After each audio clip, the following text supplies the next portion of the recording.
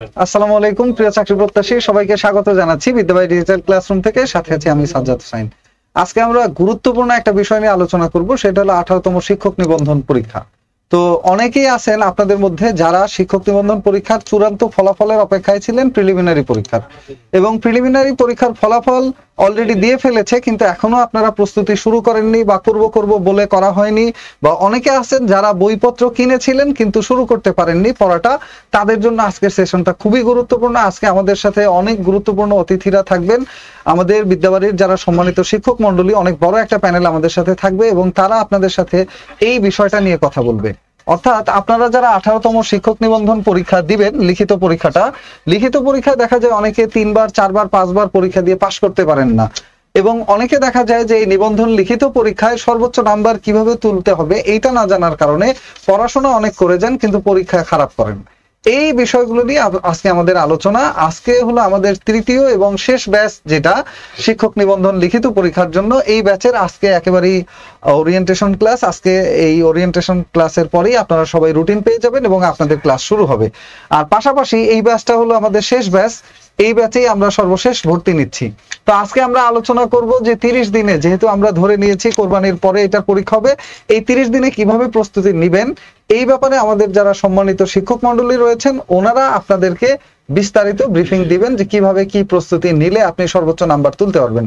যেমন আমি যদি 3-4টা গুরুত্বপূর্ণ পয়েন্টের কথা বলি, যে একটা প্রশ্ন 5 মার্কের হলে কত পৃষ্ঠা লিখবেন, 10 মার্কের হলে কত পৃষ্ঠা লিখবেন।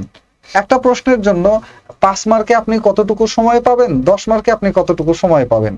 একটা প্রশ্ন লিখতে গেলে সেই প্রশ্নগুলো কিভাবে সাজালে সর্বোচ্চ নাম্বার তোলা যায়, প্রশ্নগুলো কেন নাম্বার ওঠে না, এই 4টা বিষয় নিয়ে আমরা কথা বলবো। এবং আমি একে একে দেখে নেব আমাদের সম্মানিত যারা শিক্ষক মন্ডলী রয়েছেন। ওকে, আর অনেকে হয়তো কমেন্ট করেছেন যে স্যার ইংরেজি নাই কেন বা আদার সাবজেক্টে নাই কেন। এই মুহূর্তে বিদ্যাবাড়িতে যে সকল স্যাররা উপস্থিত ছিলেন এবং যে সকল স্যাররা বিভিন্ন ক্লাসরুমে ক্লাস নিচ্ছিলেন তাদেরকেই কিন্তু এখানে ডাকা হয়েছে। হ্যাঁ, ওনারা বিভিন্ন ক্লাসটা স্থগিত করে এখানে এসেছেন। আরো অনেক টিচার আমাদের রয়েছে, বিশেষ করে ইংলিশের কথা বলছেন। আমাদের ইংলিশ স্কুল পর্যায়ে 2 এবং কলেজ পর্যায়ে 3টা সেক্টরেই 3টা টিচার রয়েছেন, আলাদা আলাদা টিচার রয়েছেন। এবং আরো যে সাবজেক্টগুলো রয়েছে ওনারা বিষয়গুলোর কিন্তু টিচারগুলো এই মুহূর্তে এখানে উপস্থিত নেই, বাট আপনারা এর জন্য আশাহত হবেন না, প্রত্যেক টিচার রয়েছে। আমি এই মুহূর্তে দেখে নিচ্ছি আপনাদের অনেকেরই মানে একটা আশার মানে মানে অনেকে কোশ্চিন যে স্যার ওই স্যার নাই কেন, আর ওই স্যার নাই কেন, কোন স্যার নাই এটা বলতে হয় না, ওই স্যার নাই কেন। তো আমরা ওই স্যারকে ডাকছি। হ্যাঁ, আর ওই স্যারকে ডাকছি আমাদের সবার প্রিয়, নাম বলবো না, স্যার চলে আসবেন, আবার নাম বলবো না। এটা হচ্ছে ওই স্যার, এটাও মনে হয় কাজ করছে। আচ্ছা, সবাইকে অসংখ্য ধন্যবাদ আপনাদের যে ভালোবাসা আছে সেই ভালোবাসার জন্য। আসলে বিদ্যাবাড়ির প্রতিটা স্যারই আমরা দেখতে পাচ্ছি, আপনারা হয়তোবা ইতোমধ্যেই যারা ক্লাস করছেন তারা জানেন শাফিয়ার স্যার কত সুন্দর ক্লাস নিচ্ছে, আনোয়ারুল স্যার আছেন, শাওন স্যার আছেন। তো প্রত্যেক স্যারই মানে মোটামুটি বেশ ভালো ক্লাস নিচ্ছেন। তো বর্তমানে যে সময়টা আছে এই সময়টা আসলে আমি যে কাজটা করছি সেটা হচ্ছে ওভারঅল যে সকল মানে টিচার আসলে ক্লাস নিচ্ছে তাদের ওভারঅল সার্বিক যে ভালো মন্দ ব্যাপারগুলো আছে সেই ব্যাপারগুলো একটু দেখার চেষ্টা করছি আপাতত এই সময়টার মধ্যে। তো সেজন্য অবশ্যই আপনাদের সাথে সংযুক্ত আছে। হয়তোবা এখন নিবন্ধনের ক্লাসটা নিয়ে হয়তোবা ওই রকম ভাবে নেওয়া হচ্ছে না, বাট বিসিএস এর যে সেক্টরটা আছে সেই জায়গাতে একটু ব্যস্ততা আছে, পাশাপাশি সবকিছু এই জায়গাটাও মানে লুক ফরওয়ার্ড করার চেষ্টা করছি। ধন্যবাদ সবাইকে, সবাই ভালো থাকবেন অবশ্যই। তো 18তম শিক্ষক নিবন্ধন পরীক্ষা, লিখিত পরীক্ষা একেবারেই দোরগোড়ায়। অনেকেই আছেন যে আপনারা এই লিখিত পরীক্ষাটা জীবনের শেষ পরীক্ষা হোক এটাই চান। যেহেতু এটাই চাচ্ছেন আপনারা, আমরাও চাই যে এই পরীক্ষাটা এবং এই প্রস্তুতিটাই আপনার শেষবারের পরীক্ষা হোক, এবারের পরীক্ষাটাই নিশ্চিত হোক আপনার একটা চাকরি। এবং এই জন্য লিখিত পরীক্ষার বিকল্প কোনো কিছুই নেই, একমাত্র লিখিত পরীক্ষাই পারে আপনার চাকরি কনফার্ম করতে। কারণ প্রিলিমিনারি পরীক্ষার নাম্বার যোগ হয় না এবং ভাইবা পরীক্ষায় মডারেট একটা নাম্বার সবাই পায়। অর্থাৎ কাউকে ফেলও করানো হয় না, আবার কাউকে পূর্ণাঙ্গ নাম্বারও দেওয়া হয় না, মডারেট একটা নাম্বার সবাইকেই দেওয়া হয়। সো যা করার আপনাকে লিখিত পরীক্ষায় করতে হবে। এবং লিখিত পরীক্ষায় কেন এই স্যারদের সাথে আপনি যুক্ত থাকবেন এই বিষয়গুলো আমি 2-1 স্যারের কাছে জিজ্ঞেস করব। তার সাবজেক্টে কেন আসলে আপনাদের যুক্ত হওয়ার প্রয়োজন, প্রত্যেকটা সাবজেক্ট সম্পর্কে আমরা আলোচনা করব। এখন আপনি যদি মনে করেন যে আমার সমাজবিজ্ঞান ওইটা নিয়ে কথা না হলে আমি তাহলে চলে যাই, বা এটার কথা শুনে ফেলছি তাহলে আর কাজ নাই, তাহলে আপনি বোকামি করবেন, আপনি ভুল করবেন। কারণ অনেক আলোচনা হবে এবং প্রত্যেকটা অংশই আপনাদের জন্য সমান গুরুত্বপূর্ণ। সো আশা করছি ধৈর্য ধরে আপনারা এই সময়টুকু আমাদের সাথে থাকবেন, এবং থাকলে অবশ্যই এমন একটা গাইডলাইন পাবেন যাতে এইবারই আপনি পূর্ণাঙ্গ একটা প্রস্তুতি নিয়ে ফেলতে পারবেন। যতদিন আছে, আমরা শুরুতেই বলেছি 30 দিন হোক বা 40 দিন হোক, এর মধ্যে আপনি পূর্ণাঙ্গ প্রস্তুতি নিতে পারবেন, ভেরি মাচ পসিবল। আমি প্রথমে ইরফান স্যারকে বলবো যে আসলে কেমিস্ট্রি তো জটিল সাবজেক্ট, নাম্বার তোলাও জটিল, কিন্তু এটা তো সে পড়ছে অনার্সে, কেন ভর্তি হবে? আপনার কাছে ভর্তি হবে কেন? এটা কি মানে বিশেষত্ব কি বলেন? ভর্তি হওয়ার কারণ তো বলি, সেটা হচ্ছে যে কেমিস্ট্রির যে সিলেবাসে অনেকটা চেঞ্জ আসছে, বিশেষ করে কলেজের যে 17তম নিবন্ধনে খুব স্ট্রাকচার এবং অর্গানাইজের একটা সিলেবাস তৈরি করছে ওনারা। তো ওই জায়গার ভিতরে 7টা পার্টের ভিতরে স্যার 4টা পার্টের মধ্যে আপনারা যদি দেখেন, 4টা পার্টের ভিতরে স্টুডেন্ট যেমন বাউন্ড অ্যান্সার করতে, একটাই প্রশ্ন আসবে, একটাই অ্যান্সার করতে হবে, ঠিক টিচারও বাউন্ড। এবং ওই পার্টগুলো এরকম পার্ট, আপনারা হয়তো যারা কেমিস্ট্রি পড়ছেন জেনে থাকবেন, পরিবেশ রসায়ন নাম শুনলেই বোঝা যায় যে মার্কস কিরকম কম উঠতে পারে আর কি। এটা যেমন পড়তেও লাগে বোরিং, লিখতেও লাগে বোরিং, এবং আপনি যে লেখাটা লিখবেন স্যার যে পড়বে স্যারের কাছেও বোরিং লাগবে। এই বোরিং বিষয়টাকে কিভাবে ইন্টারেস্টিং ভাবে আমরা প্রেজেন্ট করতে পারি এবং খাতা থেকে একটা ভালো মার্কস তুলে আনতে পারি, সেই বিষয়গুলোই টিপসগুলো আসলে ক্লাসে শেয়ার করা হয় স্যার। এটা হচ্ছে বিষয় আর কি। আর সর্বোপরি 80% মার্কস পাইতে হলে আপনাকে কি কি করতে হবে আর কি, মিনিমাম আমার কথা হচ্ছে যে 80% মার্কস যাতে ধরে রাখতে পারি সেই বিষয়ে দিক নির্দেশনা দেওয়া হয়। এবং ডাটা মুখস্থ করা, কিভাবে মুখস্থ করবেন, কিভাবে খাতায় লিখবেন, সময় কম থাকলে আপনি কি করে আসবেন পরীক্ষার হলে, সেই বিষয়গুলো বলা হয়ে থাকে। এবং আপনার যে দুর্বল দিকগুলো থাকতে পারে, যেমন হচ্ছে যে অনেকের হাতে লেখা দুর্বল স্যার, অনেকের টাইম ম্যানেজমেন্টে দুর্বল হতে পারে, তো এই ক্ষেত্রে আপনি কিভাবে এই বিষয়টাকে আপনি মানে অ্যাড্রেস করবেন এবং আপনি কিভাবে এটাকে কম্পেনসেট করতে পারবেন আর কি, কিভাবে এটাকে আপনি কমায় আনতে পারবেন, সেই বিষয়গুলোতে স্যার টিপস দিয়ে থাকি আর কি। কেমিস্ট্রির ক্ষেত্রে আমি এটাই বলবো। আর এটা মোটামুটি সিলেবাসের মহাসমুদ্র এবং বিক্রিয়ার বলতে গেলে হচ্ছে মহাসমুদ্র আর কি। ওকে, ধন্যবাদ। ধন্যবাদ স্যারকে। তো সামাজিক বিজ্ঞান বা সমাজ বিজ্ঞান যেটা আছে, আমাদের আরো একজন স্যার ইতিমধ্যে এসে গেছেন, আমাদের স্যারকে আমরা ডাকবো, আমাদের রায়হান স্যার। তো স্যার আপনাদের সামনে পরিচয় দিবে। আসসালামু আলাইকুম প্রিয় শিক্ষার্থীবৃন্দ, আমি মোহাম্মদ রায়হান সিদ্দিক। আমি বিদ্যাবাড়িতে আমাদের যে কোর্স চলমান কোর্স, এনটিআরসি চলমান কোর্স, সেই কোর্সে আমি 1 নম্বর 2 নম্বর এবং 3 নম্বর যদি সম্ভব হয় 3 নম্বর ব্যাচে আপনাদের সাথে থাকবো। এবং আমি 17তম নিবন্ধনে আমার জেলাতে 2য় মেধাক্রম অর্জন করেছি আল্লাহর রহমতে। তো আমি ক্লাসে স্যার দেখিয়ে থাকি যে বিষয়গুলো, সেটা হচ্ছে একটা স্টুডেন্ট যে সিলেবাসের যে বিষয়টা, সে সিলেবাসটা সে কিভাবে কাভার করবে, কোন জিনিসটা পড়বে, কোনটা বাদ দিবে, দেন কিভাবে আনসার করতে হবে। যে অনেকের কিন্তু সমস্যা থাকে যে কোটেশন কিভাবে লিখবো বা রাইটার্সের এই পার্টিকুলার পার্টটা সম্পর্কে কিভাবে লিখবো, সেটা কিন্তু স্যার ধরে ধরে আলোচনা করা হয়। তারপরে স্যার দ্বিতীয় যে বিষয়টা, যে টাইম ম্যানেজমেন্ট, 3 ঘন্টার মধ্যে 100 মার্ক, এই 100 মার্ক কিভাবে মানে যথাযথ সময়ের মধ্যে সে লিখতে পারে, সেটা স্যার খুব ভালোভাবে দেখিয়ে দিই প্রথম ক্লাসটাতেই। এরপরে স্যার যে বিষয়টা, যে একটা প্রশ্ন 5 মার্কের একটা প্রশ্ন কত পৃষ্ঠা লিখবে, 10 মার্কের একটা প্রশ্ন কত পৃষ্ঠা লিখবে, এই যে বিষয়গুলো টেকনিক্যালি একদম হাতে ধরে শিখিয়ে দেওয়া হয়। আর তাছাড়াও তো স্যার এক্সাম তো থাকছেই, তাদের জাস্টিফাই করার জন্য যে তারা কতটুকু বুঝেছে কতটুকু বোঝেনি, এজন্য তো স্যার এক্সাম তাদের যা 1 নম্বর 2 নম্বর বেসে নিয়মিত এক্সাম চলছে। স্যার এই যে এই বিষয়গুলো স্যার আমরা কোর্সে দেখাচ্ছি। এবং স্টুডেন্টদের যাতে কষ্ট না হয়, তারা যেন বাজার থেকে একাধিক বই কিনে সময় নষ্ট না করে কিভাবে কি করবে যে বুঝতে যে অসুবিধা, এই ঝামেলা থেকে মুক্তি দিয়ে স্যার আমি নিজেই স্যার ক্লাস নোট তৈরি করে তাদের জন্য দিচ্ছি। এবং অনেক যে আমার নিজের ব্যক্তিগত যে ক্লাস নোট ছিল, সেটাও কিন্তু আমি তৈরি করে, যা তৈরি করা ছিল সেটাও কিন্তু প্রোভাইড করছি স্যার। তো এই জিনিসটা হচ্ছে যে আপনারা শুনলেন যে 17তম নিবন্ধনে কিন্তু রায়হান স্যার তার জেলায় 2য় মেধাক্রম অর্জন করেছিলেন, এবং সেই জায়গা থেকে তার যে নোটটা আছে সেটা যখন আপনাদের সাথে শেয়ার করা হবে, সেই জিনিসটা কিন্তু অনেকটা মানে ভ্যালুয়েবল, মানে আপনার খাতার মধ্যে কিন্তু অনেকটা ভ্যালু অ্যাড করবে। আপনারা বুঝতেই পারছেন যে ক্লাসটা আপনাদের কতটা কোয়ালিটি সম্পন্ন হতে যাচ্ছে। তো 18তম শিক্ষক নিবন্ধন পরীক্ষা একেবারেই দোরগোড়ায়। যারা অনার্সে এই সাবজেক্টটা পড়েছেন, মাস্টার্সে এই সাবজেক্টটা পড়েছেন, ধরেন আপনার সাবজেক্ট যদি হয় রাষ্ট্রবিজ্ঞান, তাহলে রাষ্ট্রবিজ্ঞানে কেন আমাদের শাওন স্যারকে লাগবে, এটা শাওন স্যারই বলুক, তাকে কেন লাগবে।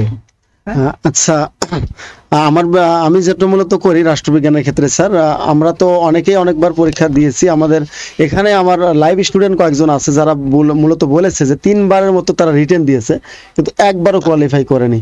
তো প্রথমত আমি যখন ক্লাসগুলো প্রথমবার 2টা বা 1টা ক্লাস তাদের নিয়েছি, তারা কিন্তু খুব আগ্রহ সহকারে ক্লাসগুলো দেখতেছিল এবং তারা পরবর্তী সময় আমার সাথে কথা বলার জন্য খুব আগ্রহ দেখালো। আমি কথা বলার পরে তারা বললো যে স্যার আমি 3বার পরীক্ষা দিয়েছি রিটেন কিন্তু একবারও কোয়ালিফাই করিনি। এখন আপনাদের বিদ্যাবাড়িকে বিশ্বাস করে মূলত ভর্তি হয়েছি। তখন আমি তাকে জিজ্ঞাসা করলাম যে আপনি আসলে আমি যে নিয়মে পড়াচ্ছি সেই নিয়মটা ফলো করেছেন কিনা। তখন সে কিন্তু বললো যে না স্যার, এটা নিয়ম আমি ফলো করিনি এবং আমি এভাবে লিখিও নি। সো আমি আশাবাদী যে আপনি যে নিয়মে দিচ্ছেন সেই নিয়মে যদি আমি এবার পরীক্ষা দিই তাহলে ইনশাআল্লাহ আমি টিকবো। সো তখন আমি তাকে বললাম যে তাহলে আমাদের নিয়মটা আমরা কি মূলত আমরা বলে থাকি। আমি যেটা করি যে আপনাদের পরীক্ষার ক্ষেত্রে রাষ্ট্রবিজ্ঞান থেকে টিচার হওয়া বা প্রভাষক হওয়া অনেক টাফ। এর মধ্যেও কিন্তু আপনাকে নাম্বার কোয়ালিফাই করতে হবে এবং অনেকে টিকে যাবে। সুতরাং মেধা তো সবার আছে কম বেশি। শুধুমাত্র সেদিনও আমি বলেছি যে আমাদের কাজ হচ্ছে মেকআপ করে দেওয়া। আপনারা ঠিক চেহারায় থাকবেন কিন্তু মেকআপ করে কিভাবে একটু ভালো দেখা যাবে এটাই আমাদের কাজ। তার মানে একটা সাবজেক্ট থেকে আপনারা গড়পড়তা নাম্বার পাবেন বই ফলো করলে, কিন্তু আমরা যেটা করি এই হ্যান্ড নোটগুলো বিয়ার করি কিভাবে সুন্দর করে লিখলে আপনাদের ভালো নাম্বার পাওয়া যাবে এই মেকআপটা আমরা করে দিই, যার মাধ্যমে মূলত ডায়াগ্রাম ইউজ করা হয়, বিভিন্ন পিকচার ইউজ করে আমি দিচ্ছি কিভাবে ম্যাপ আঁকা যায় বাংলাদেশের বা অন্যান্য সাইটগুলো ম্যাপ আঁকা যায় সেগুলো আমি নিজের হাতে করে দিচ্ছি। এর মাধ্যমে আমি আমার হ্যান্ড নোটটা আপনাদেরকে দিয়ে দিচ্ছি। আশা করা যাচ্ছে যারা আমাদের রাষ্ট্রবিজ্ঞানে ভর্তি হবেন ইনশাআল্লাহ আপনারা অবশ্যই ভালোভাবে কোয়ালিফাই করবেন এবং বিদ্যাবাড়িকে সবসময় মনে রাখবেন। ধন্যবাদ স্যার। অসংখ্য ধন্যবাদ শাওন স্যারকে। তো আমি ফুজাইল স্যারকে বলবো যে বাংলা দেখেন আমাদের এইখানে আপনারা অনেকেই যুক্ত আছেন, জুমে যুক্ত আছেন, ফেসবুকে যুক্ত আছেন। তো অনেকের হয়তোবা এটা মনে হতে পারে যে আমরা জুমে যুক্ত হলাম, আমাদের এই 2-3 হাজার মানুষকে রেখে ফেসবুক ওয়ালাদের সাথে এত কথা কেন বলতেছে। এর পেছনে অন্যতম যে কারণ, সে কারণটা হলো ফেসবুকে যারা আছেন ওনারাও আপনাদের পাশাপাশি এই ব্যাপারটা সম্পর্কে জানছে, ওনারাও আপনাদের পাশাপাশি এই ব্যাপারটা সম্পর্কে জানছে যে আসলে আমরা কিভাবে প্রস্তুতিটা নিব। এবং এই প্রস্তুতির ক্ষেত্রে এখন আমরা ফুজাইল স্যার কাছে শুনবো বাংলার ক্ষেত্রে স্যার নাম্বার যে ওঠে না এটা একটা বিষয়। আবার অনেকে আমি দেখছি আপনারা লিখছেন যে বিসিএস এর স্যাররা কেন নিবন্ধনের ক্লাস করাবে বা কিভাবে করাবে, ওনারা পারে কিনা। যিনি বিসিএস পরীক্ষা দিয়ে আসছেন তিনি অবশ্যই নিবন্ধন পরীক্ষা দেওয়ার যোগ্যতা রাখেন এবং দিয়েও আসছেন। আমার কথাই বলি, আমি নিবন্ধন পরীক্ষাও দিয়ে আসছি এবং বিসিএস পরীক্ষাও দিয়ে আসছি। সো দুইটার ব্যাপারেই আমি জানি এবং এইখানে যে স্যাররা আছে প্রত্যেকেই এই পরীক্ষাগুলো প্রত্যেকটা পরীক্ষা সম্পর্কে ভালো করে জানেন বিধায়ী বিদ্যাবাড়ি তাদেরকে এখানে নিয়ে এসছে। তো আমি এখন চলে যাব আমাদের ফুজাইল স্যারের কাছে। স্যার বাংলার বিষয়টা আসলে 5 মার্কসের একটা কোশ্চেন কতটুকু লিখতে হয়, 10 মার্কসের একটা কোশ্চেন কতটুকু লিখতে হয়, কোশ্চেনের সাথে যদি লেজুর থাকে ওটা বড় করবে নাকি ছোট করবে, আর কেন আসলে কোন কোশ্চেন হয় অনেক বড় সাইজের, প্রথম দিকে কোশ্চেন গুলো বড় সাইজের হয় আর শেষের দিকের কোশ্চেন গুলো 10 মার্কসের জন্য 1 পৃষ্ঠা লিখে ছেড়ে দেওয়া লাগে সময়ের অভাবে, এগুলো কেন, কি করণীয়? থ্যাংক ইউ সাজ্জাদ স্যারকে। আচ্ছা, এক্ষেত্রে আমরা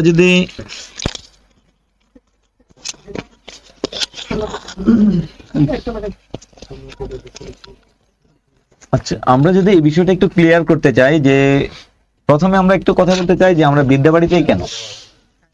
বিদ্যাবাড়িতেই কেন বা বাংলা কোর্সের বিষয়ে বাংলা যখন আমরা পড়ালেখা করাই আমাদের স্কুল এবং কলেজ এবং স্কুল 2-তে 1 এবং 2 ব্যাচ অলরেডি আমরা শেষ করার পথে, প্রায় 90% ক্লাস শেষ করেছি। আমরা প্রথমে এখানে যদি স্যার একটু বলি যে কলেজ পর্যায়ে থেকে যদি আসি, যে কলেজ পর্যায়ের যে সাহিত্যের সিলেবাস বা ব্যাকরণের যে সিলেবাস আছে বা স্কুল পর্যায়ে যে সিলেবাস আছে, স্যার আমাদের ছেলেমেয়েরা যেটা করে আমাদের শিক্ষার্থীরা যে একাডেমিক পড়ালেখা শেষ হয়ে যায় কিন্তু ওখানে কিছু ত্রুটি থাকে, যে এত বেশি বিস্তারিত সিলেবাস যতটুকু সাজেশনে থাকে ততটুকুই পড়ে, বাকিগুলো পড়তে পারে না। ওই বিষয়গুলোর যে একবারে মৌলিক অংশগুলো এটা আমরা ক্লাসের মধ্যে বিস্তারিত আলোচনা করে দিই, প্রথম কথা হচ্ছে এটা। আর দ্বিতীয় কথা হচ্ছে যে অনেক বিষয় ওরা মূল ক্লাসগুলোতে পড়তে পারে না। আর আমরা যারা বিশেষ করে বিশ্ববিদ্যালয়ে যারা পড়ি একেবারে সীমিত সিলেবাসটা পড়ি, বিশাল বড় সিলেবাসের মধ্যে থেকে শুধু পাস করতে পারি, রেজাল্ট পাওয়ার জন্যই পড়ি। বা যারা জাতীয় বিশ্ববিদ্যালয়ে পড়ি ওনারাও যেটা হলো বা আমার কোর্সে আমি যেটা দেখতে পাই যে 4 দিন শেষে দেখা গেল যে আমরা সাহিত্যের ওই কয়েকটা হাতে করা নোট করা বা শিট করা পড়লেই আমাদের পাস হয়ে গেল। কিন্তু এইটা কিন্তু এরকম পরীক্ষা না, এটা হচ্ছে প্রতিযোগিতামূলক এবং একটা চাকরির পরীক্ষা। এখানে আমরা কখনো 5 মার্কের জন্য কতটুকু লিখবো, 10 মার্কের জন্য কতটুকু লিখবো বা 15 মার্কের জন্য কতটুকু লিখবো। আমি একজন এক্সামিনার হিসেবে যদি আমি বলি যে আমরা যখন খাতাগুলো দেখতে যাই স্যার, আমরা প্রথমে যে কাজটা করি দেখি যে তার আনুপাতিক লেখা, আপনাদের লেখাটা প্রাসঙ্গিক হচ্ছে কিনা। প্রথম বিষয়টা হচ্ছে যে প্রাসঙ্গিক হচ্ছে কিনা, দুই আপনার প্রশ্নের সাথে উত্তরটা সঙ্গতিপূর্ণ আছে কিনা, এবং অন্য 10 জনের চাইতে আপনার প্রশ্নের মধ্যে যে ক্রিয়েটিভিটি কি আছে, যে আপনি একটা প্রশ্ন চেয়েছে সাহিত্য থেকে, ওখানে 2টা বা 3টা কোট করতে পারতেছেন কিনা, প্রত্যেকটা পয়েন্টে বা প্রত্যেকটা প্যারার মধ্যে আপনি কিছু কোটেশন দিতে পারতেছেন কিনা, কিছু কবির উক্তি দিতে পারতেছেন কিনা, বা সাহিত্যিকের উক্তি দিতে পারতেছেন কিনা, এই বিষয়টা আমরা আমাদের ক্লাসের মধ্যে একটু বিস্তারিত অ্যানালাইসিস করে থাকি। এবং ক্লাসের মধ্যে দেখা গেল 2টা 3টা 4টা গাইডের পিডিএফ থেকে, অথবা 4টা প্রশ্ন 4 ভাবে লিখে, যে কোন প্রশ্নটা কিভাবে পড়লে বা এই অংশের কতটুকু পড়া দরকার আর কতটুকু পড়া দরকার নেই, এটা আমরা একটু ক্লাসে আলোচনা করি। তবে স্যার আপনার যে বিষয়টা যে কতটুকু লিখবে, এটা আসলে বলাটা একটু মুশকিল, যে আপনি কত পৃষ্ঠা লিখবেন। আমার বাংলার কথা যদি বলি, স্যার কিছু প্রশ্ন আছে দেখা গেলো যে 2 পৃষ্ঠার মধ্যে মোটামুটি হয়ে যায়, আবার কিছু প্রশ্ন আছে যে 4 পৃষ্ঠায় লেখা শেষ হয় না। কিন্তু আমরা যেটা স্যার পরীক্ষার হলে যেটা করি, প্রথম দিকে লিখলাম একটু বিস্তারিত করে, কিন্তু লাস্টে গিয়ে দেখলাম সময় নেই। এটা হচ্ছে স্যার বড় একটা বিষয়, যে আমি 15 নম্বরের প্রশ্ন প্রথমে 6 পৃষ্ঠা লিখলাম, লাস্টেও 15 নম্বরের প্রশ্ন লাস্টে 2 পৃষ্ঠা লিখলাম, তাহলে আমার লিখায় 3 ভাগের 1 ভাগ করে ফেললাম। তখন আমরা যতই লিখি না কেন এই লেখাটা আমাদের ফলপ্রসূ হবে না। তখন এই ক্ষেত্রে আপনাকে যে কাজটা করতে হবে সেটা হচ্ছে প্রথম এবং শেষ আপনাকে টাইম ম্যানেজমেন্ট করতে হবে, যার জন্য আমরা বিদ্যাবাড়িতে নিচ্ছি হচ্ছে পরীক্ষা। আর পরীক্ষাগুলো নিতে গিয়ে 1 to 1 যখন খাতাগুলো দেখছি, যে কেউ আকার দিচ্ছেন না, কেউ কারো রসিক আর পরেরটার সাথে মিশে যাচ্ছে, কারো নিচে হর্ষ দিচ্ছেনই না, এটা অভ্যাসগত সমস্যা, যে আমি হর্ষ তো দেই না কখনো। অনার্স মাস্টার্স শেষ, কিন্তু এই হসন্তের জন্য কখনো অনার্স মাস্টার্সে নাম্বার কাটে না, কিন্তু চাকরির পরীক্ষার ক্ষেত্রে বা সাবজেক্ট বিসিএস এর ক্ষেত্রে যেটা করে, রিটেনের ক্ষেত্রে এটা খুব মারাত্মক এবং সিরিয়াসলি ধরে, যে একটা বানান দন্তান্ন নাকি মূর্ধন্য, পরে মাত্রা দিয়েছেন দন্তান্ন হয়ে গেল, শব্দটা হওয়ার কথা ছিল মূর্ধন্য বা হবে মূর্ধন্য, কিন্তু দিয়ে দিয়েছেন দন্তান্ন। এই যে মাত্রা দিয়েছেন কি দেন নাই, এই বিষয়গুলো খুব সিরিয়াসলি আমাদের এখানে দেখা হবে। আমরা এই বিষয়গুলোকে বিস্তারিত আলোচনা করে দেবো স্যার। ধন্যবাদ স্যার। আমরা এরপরে আমরা গুরুত্বপূর্ণ বিষয়গুলো আরো 2-1 স্যারের কাছ থেকে শুনবো। আমাদের এখানে আরেকজন স্যার এসেছেন, সম্মানিত আরেকজন স্যার এসেছেন। স্যার নিজেই নিজের পরিচয় দিবেন। আসসালামু আলাইকুম, আমি আপনাদের হিসাব বিজ্ঞান টিচার সোহেল স্যার বলছি। মূলত আমাদের এইবারের যে সিলেবাসটা আসছে সেটা অনেক চেঞ্জ আসছে, তো অন্যান্য সাবজেক্টে যতটুকু পরিবর্তন আসছে তার চেয়ে বলবো যে আমার এই সাবজেক্টটা খুব বেশি চ্যালেঞ্জিং হয়ে গেছে, এবং গত বছরের সিলেবাসের তুলনায় ম্যাথ আরো 5 থেকে 6টা বৃদ্ধি পেয়েছে। অর্থাৎ আমরা যদি বলি যে পুরো টপিকটা আমরা শেষ করতে চাই, তাহলে দেখা যাবে কখনো কখনো ওদের ডাবল ক্লাস দিয়েও শেষ করতে হবে। এই যে চ্যালেঞ্জটা, এটা আসলে যারা এখন ফিল করতেছে তারা বিদ্যাবাড়িতে ভর্তি হয়ে গেছে অলরেডি, ফার্স্ট ব্যাচ, ওদের অনেকটাই বলা যাবে যে টেনশন অনেকটা কমে গেছে 50%, কারণ ওদের অর্ধেক চ্যাপ্টার শেষ পুরো সিলেবাসের মধ্যে, বাকি অর্ধেক ইনশাল্লাহ ঈদের আগে শেষ হয়ে যাবে। আর যারা এখনো ভর্তি হয় নাই বা বাইরে ঘোরাঘুরি করতেছে, ফেসবুকে বিভিন্ন গ্রুপগুলোতেও আমি দেখলাম যে নতুন যে টপিকগুলো এগুলো নিয়ে কেউই আসলে বিস্তারিত সলভ দিচ্ছে না বা আলোচনা করতেছে না, সবাই সবার মতো করে হেজিটেশন আছে। তো যারা আসলে এখানে ভর্তি হয়েছে বা আপনারা যারা হয়েছেন, আলহামদুলিল্লাহ শেষ পর্যন্ত এইটুকু স্যাটিসফাইড হয়ে যেতে পারবেন যে আমাদের প্রিপারেশনটা ইনশাল্লাহ ভালো হবে। তো এইটুকু নিশ্চয়তা দেওয়ার যে সর্বোচ্চ চেষ্টা, এটা আমার পক্ষ থেকে আমি সবসময় চালিয়ে দেবো। আর আমাদের এখানে কোন কোন সাপোর্ট গুলো দেয় সব টিচাররা অলরেডি বলে ফেলছেন। এই সবাই আমরা একই রকম সাপোর্ট দিই, পিডিএফ দেয়া, শিট দেয়া, এক্সাম নেয়া, ঠিক আছে, এগুলো আমাদের একেবারে কমন একটা বিষয়, যেটা আমাদের বলা যায় যে প্রত্যেক টিচারই খুবই আন্তরিকভাবে খাটেন। স্কুল পর্যায়ের জন্য আমাদের রায়হান স্যার নিজে শীট তৈরি করে পিডিএফ আকারে তারপর দিচ্ছেন। স্যারের শীট গুলো চমৎকার কাজ করে। তো আমিও ম্যাথের উপরে বেশি কাজ করব, কারণ আমার আসলে ম্যাথ গুলোই বেশি, হ্যাঁ, থিওরিও আছে, ওইটারও আমাদের মাঝে মাঝে ক্লাস হবে। তো আপনারা যারা ভর্তি হয়েছেন তাদের জন্য শুভকামনা থাকবে, এবং বলবো যে চেষ্টা কোনোভাবেই একদিনের জন্য অফ করা যাবে না। সবাইকে ধন্যবাদ জানাচ্ছি, স্যারের কাছে আবার ফিরে দিচ্ছি। ধন্যবাদ স্যারকে। এখন আমরা আসলে ওই যে আরবি বিষয়ে একটু কথাবার্তা শুনি। আরবি লেখাটাও চ্যালেঞ্জিং, লিখলে বোধহয় নাম্বারও বেশি আসে। কেন নাম্বার বেশি আসে, কোন কোন বিষয়গুলো খাতায় লিখতে হয়, যদি একটু স্যার আমাদের রোশান স্যার এই বিষয়ে আপনাদেরকে একটু বলুন। আচ্ছা, তো যে বিষয়টা আমরা দেখেছি যে এবার যতগুলো সিলেবাস চেঞ্জ হয়েছে, সব থেকে বেশি সিলেবাস, সব থেকে বেশি কঠিন করছে কিন্তু আরবি সিলেবাসটা।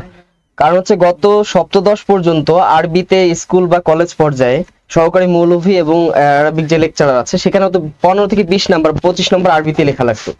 এবার হচ্ছে সহকারী মৌলভীতে আপনাকে 53 নাম্বার কিন্তু আরবিতে লিখতে হবে বাধ্যতামূলক। আর কলেজ যে প্রভাষক আছে লেকচারার, সেখানে কিন্তু লিখতে হবে 63 নাম্বার আরবিতে লিখতে হবে। তো যেটা হচ্ছে অনেক চ্যালেঞ্জিং।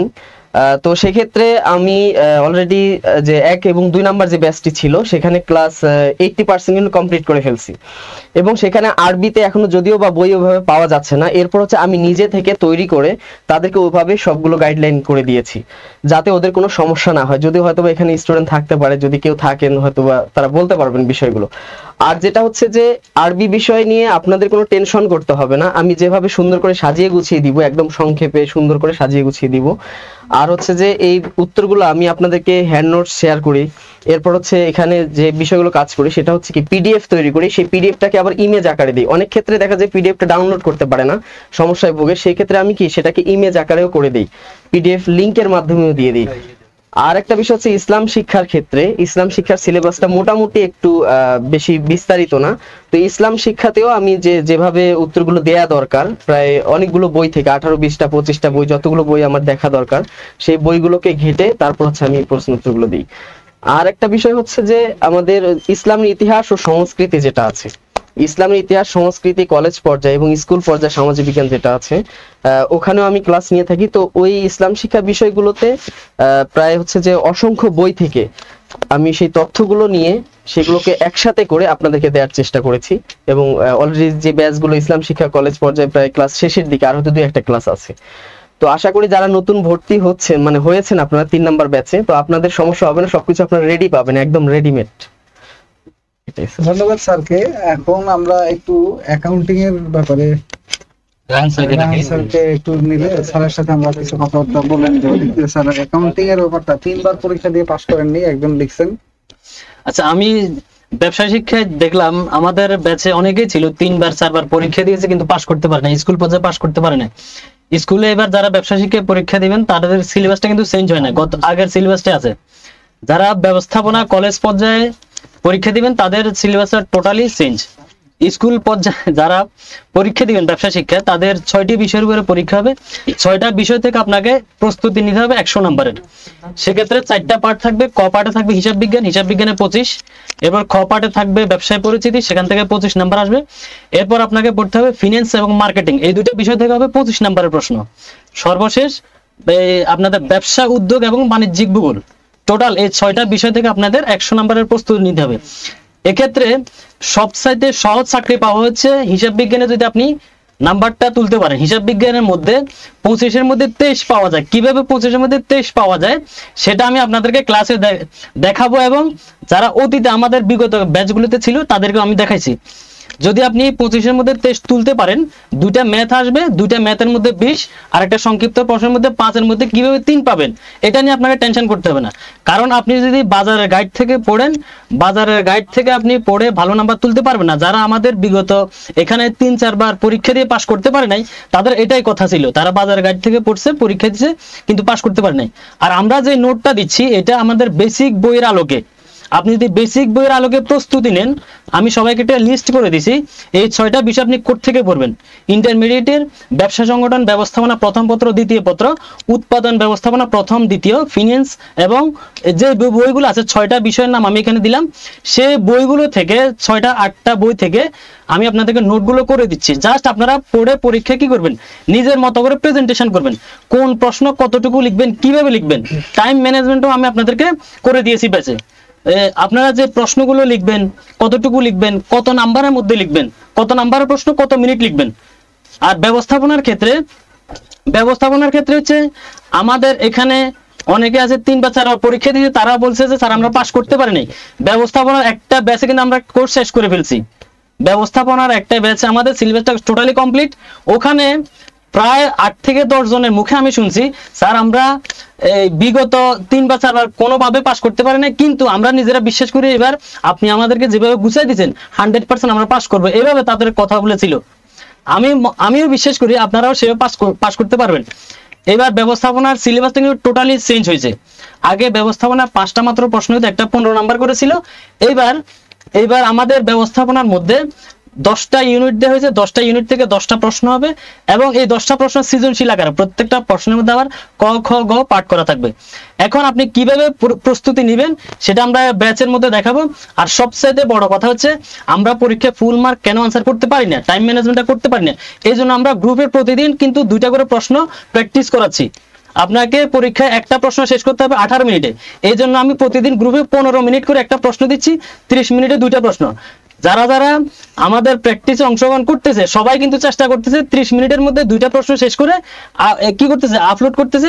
সেখানে সবার খাতাগুলো আমি দেখতেছি, খাতা দেখে কার কি কি সমস্যা হচ্ছে, কে কিভাবে ইমপ্রুভ করতে পারে সবকিছু আমরা সেখানে দেখাচ্ছি। এর বাইরে আপনারা নন স্টপ 24 ঘন্টা যার যে কোনো সমস্যা থাকলে ক্লাসের বাইরে আমাদেরকে প্রশ্ন করলে আমরা সাথে সাথে রিপ্লাই করে সমাধান করে দিচ্ছি। তাহলে সবার সাথে ক্লাসে দেখা হবে। আল্লাহ হাফেজ। ধন্যবাদ স্যারকে বিস্তারিত আলোচনার জন্য। এই পর্যায়ে আমরা আমাদের আরেকটা টিচার আছেন উদ্ভিদ বিজ্ঞানের, ফেসবুকে অনেকেই কমেন্ট করছেন স্যারকে দেখার জন্য। তো দেখাচ্ছে স্যার ওদের জন্য একটা সারপ্রাইজ হয়ে থাকবে। আমরা ডেকে নিচ্ছি উদ্ভিদ বিজ্ঞানের টিচার রাসিকুল ইসলাম স্যার। স্যার চলে আসবেন। স্যার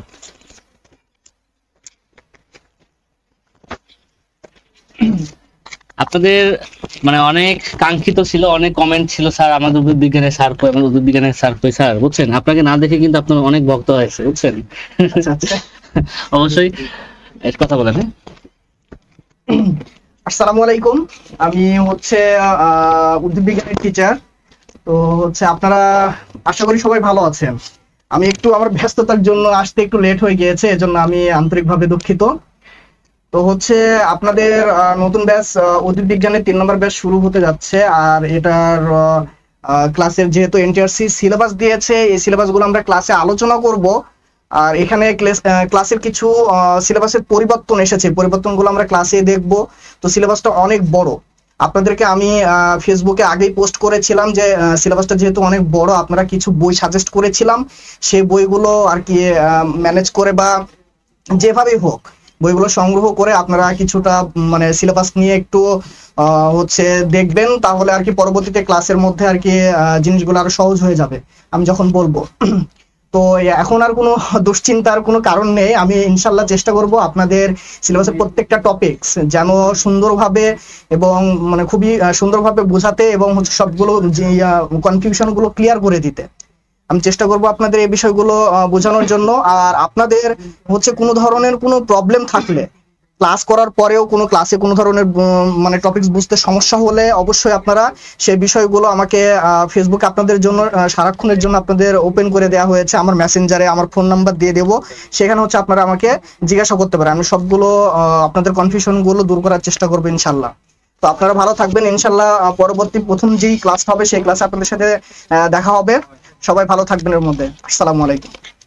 আপনারা আমাদের ফিনান্স এন্ড ব্যাংকিং যেটা আছে এবং আমাদের ইকোনমিক্স যে স্যার পড়াবেন ওই স্যারকে চাচ্ছেন। স্যার আপাতত এখানে উপস্থিত নেই এবং আমাদের সকল স্যার উপস্থিত না থাকার কারণ হলো যেই দিন যার ক্লাস থাকে, আমাদের এখানে 12টা ক্লাসরুম, সব ক্লাসরুমের যেই দিন যে স্যারদের ক্লাস থাকে ওনারাই ওই দিন উপস্থিত থাকেন এবং পাশাপাশি আমাদের এখানে যারা উপস্থিত ছিল আজকে আমরা তাদেরকে নিয়ে এসেছি।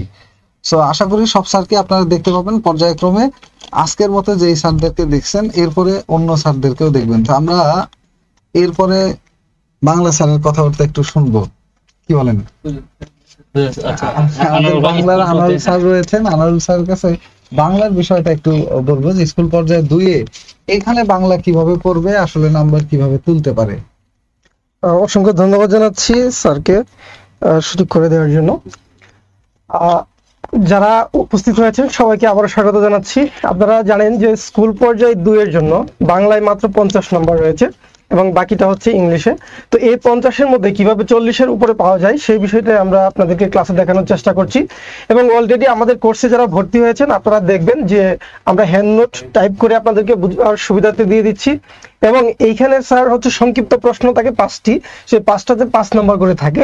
তো সেক্ষেত্রে এই 5টা প্রশ্ন থেকে কিভাবে সে ভালো করে উত্তর করতে পারে, অথবা অনেক সময় 2.5 নম্বর করেও থাকে 5টা প্রশ্নতে, তো এই নাম্বারগুলো কিভাবে বেশি পেতে পারে, অথবা 2 নম্বরের প্রশ্ন সে কত লিখবে। আপনি কিছুক্ষণ আগে জিজ্ঞেস করছিলেন যে স্যার 5 নম্বরের প্রশ্ন কত লিখবে বা 2 নম্বরের প্রশ্ন 10 নম্বর।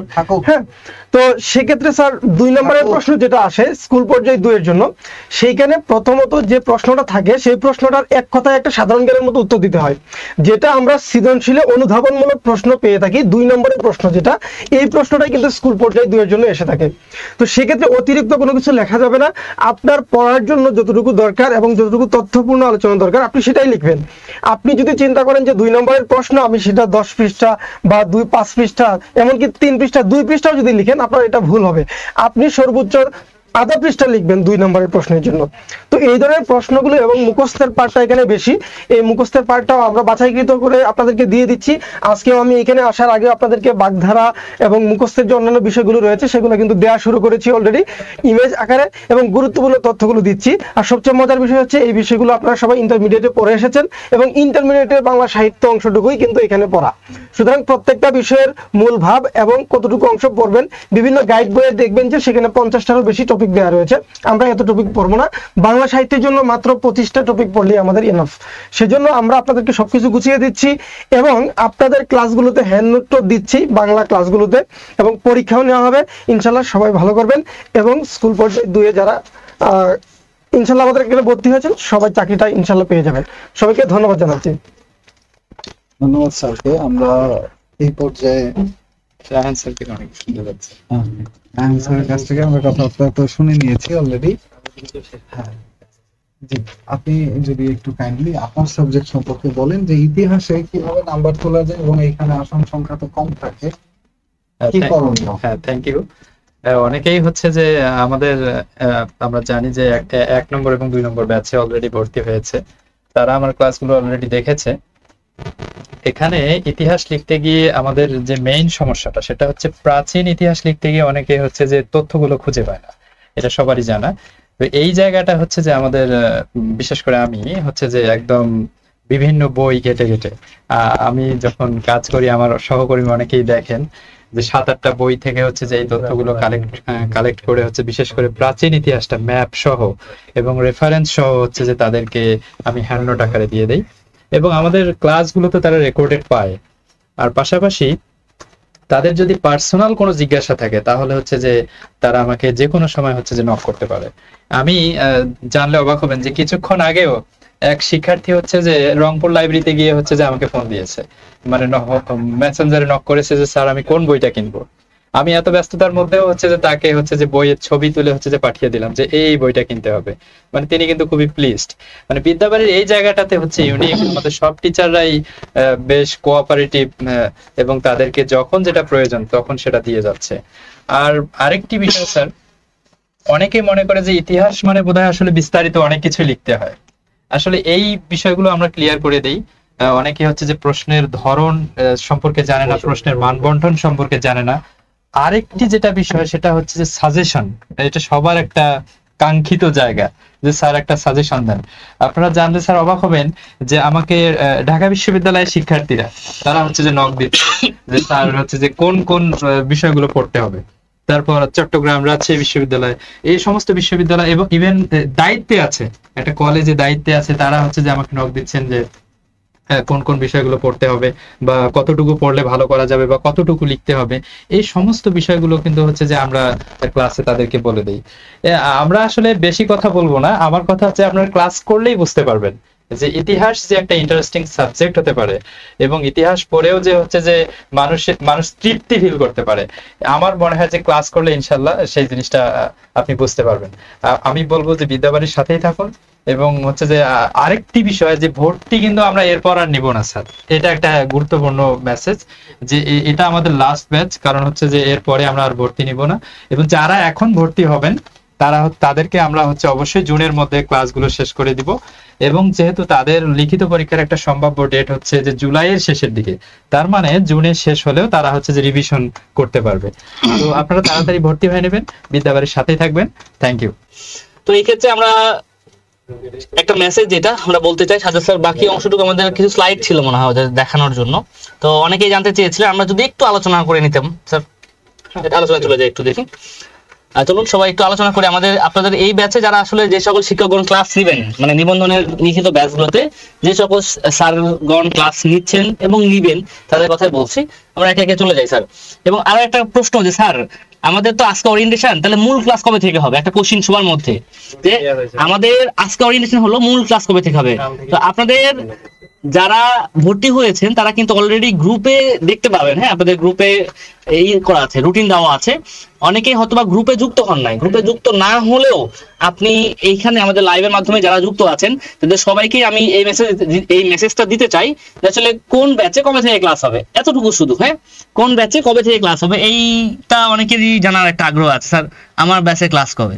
কারণ আমাদের প্রায় 36টা ব্যাচ রয়েছে, কারণ 36টা ব্যাচে তো একযোগে ক্লাস দেওয়া সম্ভব না, পর্যায়ক্রমিক আসতে হবে। এই জন্য আমরা হচ্ছে নেক্সট ডে থেকে, অর্থাৎ আগামীকাল তো মঙ্গলবার তো আমাদের অফ ডে, যেহেতু মঙ্গলবার অফ ডে, আমাদের বুধবার থেকে কার্যক্রম শুরু হচ্ছে আপনাদের সকলের ব্যাচে।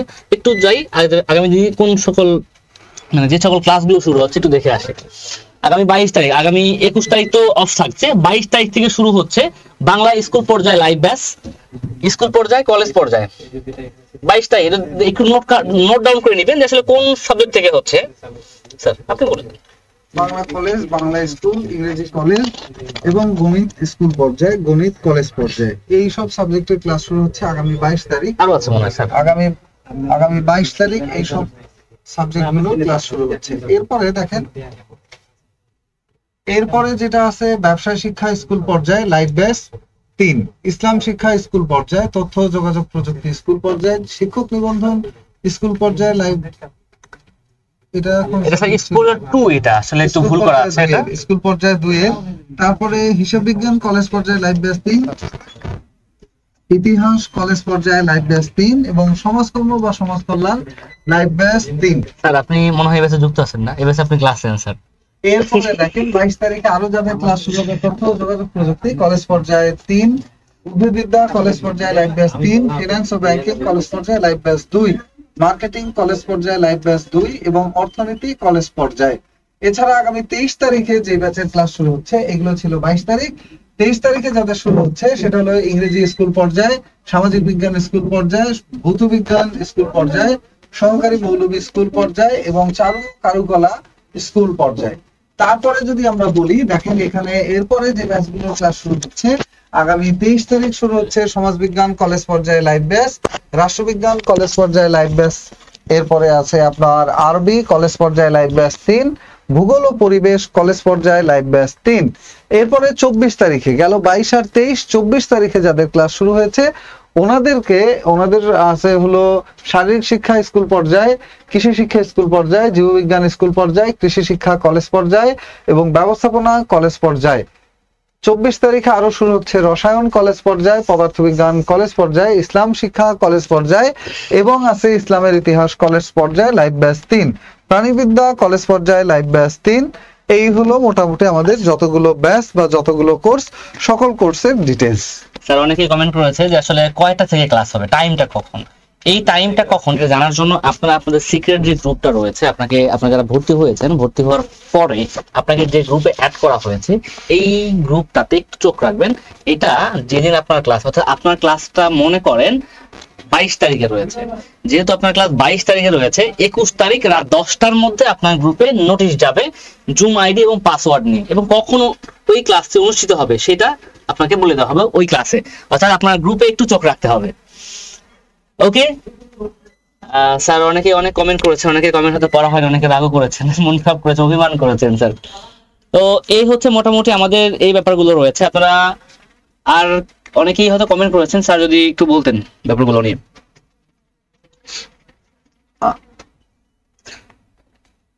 পর্যায়ে ভর্তি হতে চাচ্ছি, সমস্যার কারণে ভর্তি হতে পারছি না, কয়েকদিন সময় দিলে ভর্তি হতাম। হ্যাঁ, আপনাদের তো অনেক অনুরোধ আছে এই যে অফারের সময়টা বাড়ানোর জন্য, আবার ভর্তি হওয়ার জন্য, বা 2 দিন পরে ভর্তি হতে চাচ্ছেন। এই বিষয়গুলো আমাদের যে হেল্পলাইন, ওনাদের সাথে যদি আপনারা যোগাযোগ করেন, ওনারা আপনাদেরকে এই ব্যাপারে আরো বিস্তারিত তথ্য দিবেন।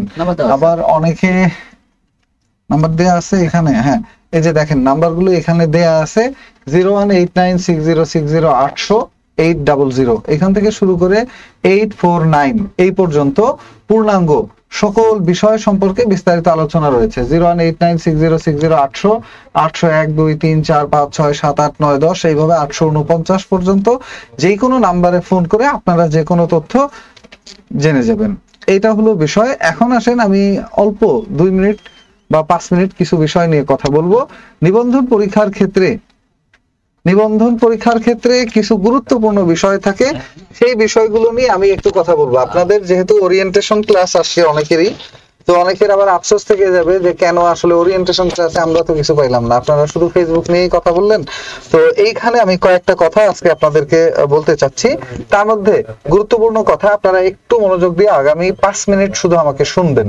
প্রথম যে কথাটা, আপনারা যারা নিবন্ধন পরীক্ষা দিবেন তাদের প্রথম যে ব্যাপারটা সেটা হলো এখন থেকেই হাতের লেখার ব্যাপারটা দেখবেন। 2 নম্বর যে বিষয়টা দেখবেন সেটা হলো বানান। এই দুইটা বিষয়ে কাজ করার সুযোগ আছে, যেই সাবজেক্টেরই হন না কেন। আপনি ম্যাথমেটিক্সের, এখন দেখা গেল আপনি একটা ম্যাথ করে আসছেন, বাট আপনি অক্ষর এক্স লিখছেন নাকি এন লিখছেন এটা দেখে স্যারের চেনার উপায় নেই, নাম্বার কমে যাবে। নাম্বার 1। এরপরে 2 নম্বর যে বিষয়টা, একটা হলো হাতের লেখা এবং বানান, এই দুইটা ব্যাপারে কাজ করবেন। 2 নম্বর যে ব্যাপারটা বলবো সেটা হলো টাইম ম্যানেজমেন্ট নিয়ে কাজ করবেন, এবং এই বিষয়গুলো কিভাবে কাজ করবেন সেটা আমি বলে দিচ্ছি। টাইম ম্যানেজমেন্টের যে ব্যাপারটা আমাদের অনেকেরই হয়, ম্যাথমেটিক্সের হন বা ইংলিশের হন অথবা আপনি সমাজবিজ্ঞানের হন বা ইতিহাসের হন, আপনি যেই সাবজেক্টেরই হন না কেন, আমাদের যে সমস্যাটা হয় প্রথম দিকের সাবজেক্টের যে প্রশ্নগুলো আমরা উত্তর দেই, প্রথম উত্তরগুলো 10 মার্কসের জন্য দেখা যায় অনেক বড় উত্তর লিখে ফেলি।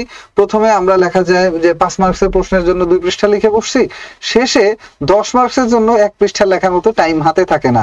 এই যে টাইম ম্যানেজমেন্টের ব্যাপারটা, এটা খুব গুরুত্বপূর্ণ একটা বিষয়, এইটা আপনাকে মাথায় রাখতে হবে। এর বাইরে আরো একটা গুরুত্বপূর্ণ বিষয় যেটা মাথায় রাখতে হবে সেটা হলো নম্বর বন্টন। প্রশ্নের যে নাম্বার বন্টন আছে এইটা মাথায় না রেখে আপনি প্রশ্নের উত্তর করবেন না। প্রশ্নের নম্বর বন্টনটা কি এটা আমি বলছি। নম্বর বন্টন ধরেন 3 মার্কের প্রশ্ন, 3 মার্কের প্রশ্নের জন্য যতটুকু লেখা দরকার ঠিক ততটুকুই লিখবেন। এমন না হয় যে এই প্রশ্নটার উত্তর আপনি খুবই ভালো পারেন, সো আপনি লিখে যাচ্ছেন, এরকম না। আবার একটা প্রশ্নের উত্তর খারাপ পারেন, তখন আপনি আধা পৃষ্ঠা, 1 পৃষ্ঠা বা 1.5 পৃষ্ঠা 15 মার্কের একটা প্রশ্নের জন্য লিখে আপনি সরে গেছেন। এই যে বিষয়গুলো, এই বিষয়গুলো থেকে বেরিয়ে আসতে চাইলে আপনার যেটা প্রয়োজন সেটা হলো প্রশ্নের নম্বর বন্টনের ব্যাপারটা খুব গুরুত্বপূর্ণভাবে মাথায় রাখতে হবে, যে কোন প্রশ্নে কতটুকু নাম্বার আছে এবং কোন প্রশ্নে কিভাবে উত্তরটা করবেন। ধরেন 5 মার্কসের একটা প্রশ্নের জন্য আপনি প্রথমে লিখলেন 2 পৃষ্ঠা, আর শেষের দিকে এসে 5 মার্কসের একটা প্রশ্নের জন্য আপনি লিখছেন আধা পৃষ্ঠা। তাহলে কি হলো, একটা মানুষের মাথাটা এত বড় আর তার দেহটা এতটুকু, কার্টুনের মতো, এরকম যাতে না হয়। আপনার খাতাটা প্রথম দিকেও 10 মার্কসের একটা প্রশ্নের জন্য যে কয় পৃষ্ঠা লিখবেন, শেষের 10 মার্কসের প্রশ্নটার জন্য সমান পরিমাণে পৃষ্ঠা লিখবেন। তাহলে কি হবে, তাহলে আপনার জন্য নাম্বার তোলাটা খুবই ইজি হয়ে যাবে। যেই স্যার দেখবে, আমি যদি আরো ক্লিয়ার করে বলি, ধরেন 10 মার্কসের একটা প্রশ্নে আপনি যখন 3 পৃষ্ঠা প্লাস লিখবেন বা 4 পৃষ্ঠা লিখবেন, তখন কি হবে, এই 10 মার্কসের একটা প্রশ্নে 4 পৃষ্ঠা লিখলে আপনি নাম্বার তুলতে পারবেন কত? 10 মার্কসের একটা প্রশ্নে 4 পৃষ্ঠা লিখলে আপনি 10 এর মধ্যে মিনিমাম 7 বা 8 পর্যন্ত নাম্বার তুলতে পারেন। কোনো ক্ষেত্রে যেই প্রশ্নগুলো একেবারে ডেসক্রিপটিভ, একেবারে টু দ্য পয়েন্টের প্রশ্ন, এই প্রশ্নে আরেকটু বেশি, অর্থাৎ 9 নাম্বার পর্যন্তও তুলে ফেলার সুযোগ আছে। তবে এভারেজ মার্কস 7 থেকে 8 এর মধ্যেই থাকবে যদি স্ট্যান্ডার্ড একটা উপায় লেখেন। তারপরে দ্বিতীয় যে জিনিসটা হয়, শেষের দিকে এসে 10 মার্কসের একটা প্রশ্নের জন্য আপনি লিখতে যাচ্ছেন এখন কয় পৃষ্ঠা, এখন লিখছেন এই প্রশ্নটা 10 মার্কসের জন্য 2 পৃষ্ঠা, তখন 2 পৃষ্ঠা লিখলে এই প্রশ্নে কত পাবেন? এই প্রশ্নে সর্বোচ্চ গেলে আপনি 4 থেকে 5 পাবেন। তাহলে কিন্তু আপনি 50% নাম্বারে চলে আসছেন, অর্থাৎ 100-র মধ্যে 50 পাবেন। এই যে বিষয়গুলো, এই বিষয়গুলোই আপনার জন্য সবচেয়ে ভাইটাল এই লিখিত পরীক্ষার ক্ষেত্রে। তো আপনি কয় পৃষ্ঠা একটা প্রশ্নের উত্তর লিখবেন, নম্বর বন্টনের উপর ভিত্তি করে এটা আপনি ঠিক করবেন। প্রশ্নের উত্তর কত পৃষ্ঠা লিখবেন, প্রশ্নের উত্তর কত পৃষ্ঠা হবে। এখন এটা দেখেন কত পৃষ্ঠা কেন আমি বললাম, সেটার একটা বিস্তারিত কারণ আছে, সেই কারণটা যদি আমি বলি। আর আরেকটা শেষ যে বিষয় মাথায় রাখবেন, এই বিষয়টা হলো কতগুলো পয়েন্ট লিখবেন এবং কয়টা সংজ্ঞা লিখবেন। কতগুলো পয়েন্ট লিখবেন এবং কয়টা সংজ্ঞা লিখবেন, এই দুইটা বিষয় গুরুত্বপূর্ণ।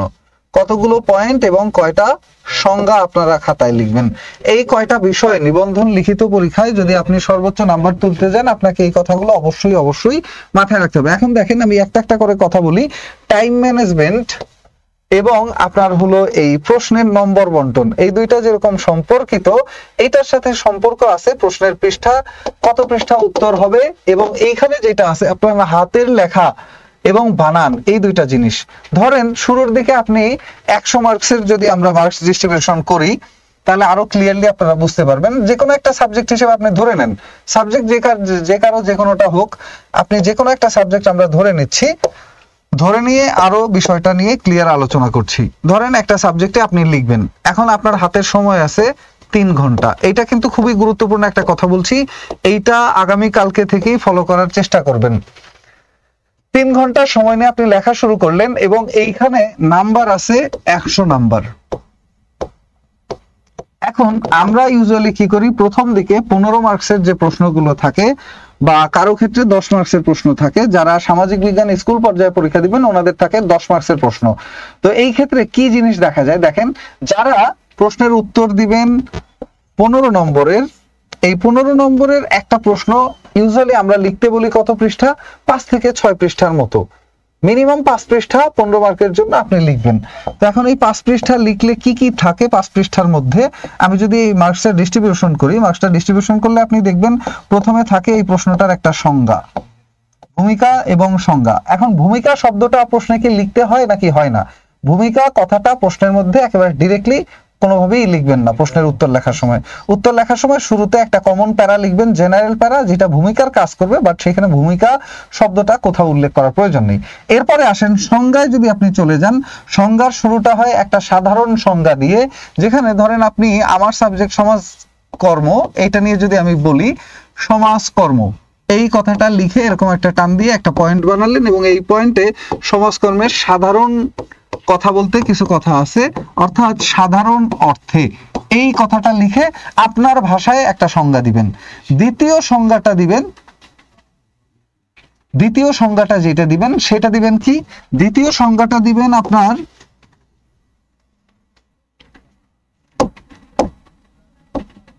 দ্বিতীয় সংজ্ঞাটা দিবেন হলো প্রামাণ্য সংজ্ঞা। এখন আসেন প্রামাণ্য সংজ্ঞা কয়টা দিতে হয়?